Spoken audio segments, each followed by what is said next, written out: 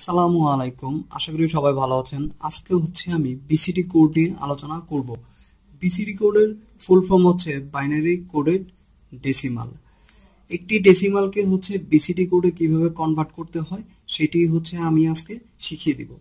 প্রথমে যেটা আমাদের করতে হবে, এই যে ডেসিমাল সংখ্যাগুলি আছে সেইগুলিকে প্রথমে বাইনারিতে কনভার্ট করে নিতে হবে। 2 এর বাইনারি কত?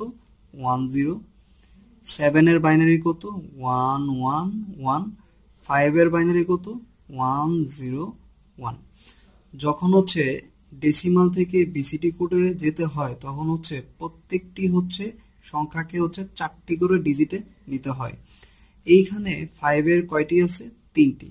তাহলে বাকি একটি আছে, সেটি 0 দ্বারা ফিল আপ করতে হবে। সেম ভাবে 7 এর ক্ষেত্রেও 3টি আছে, তাহলে 0 দ্বারা আরেকটি ফিল আপ করতে হবে। 2 এর ক্ষেত্রে 2টি ডিজিট আছে, তাহলে বাকি কয়টা আছে? 2টা। 2টা 0 দ্বারা ফিল আপ করতে হবে। আর এই যে সংখ্যাটা বের হয়ে গেল, এটাকে বলা হয় বিসিডি কোড।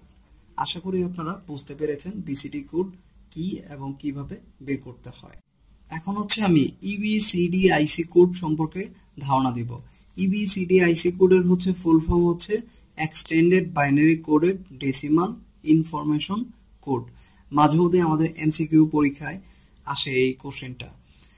7 এর ইবিসিডি আইসি কোড বের করব। কিভাবে বের করব?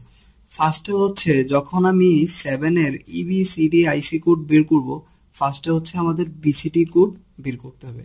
7 এর প্রথমে বাইনারি বের করতে হবে আমাদের। 7 এর বাইনারি কত? 111। যখন আমি বিসিডিতে নিব তখন কি করতে হবে?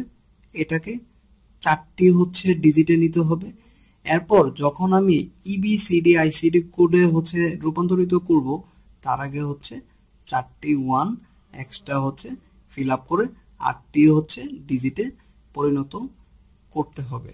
তাহলেই যে 8টি ডিজিট আসলো বাইনারির, সেইগুলিকেই বলা হয় ইবিসিডি আইসি কোড।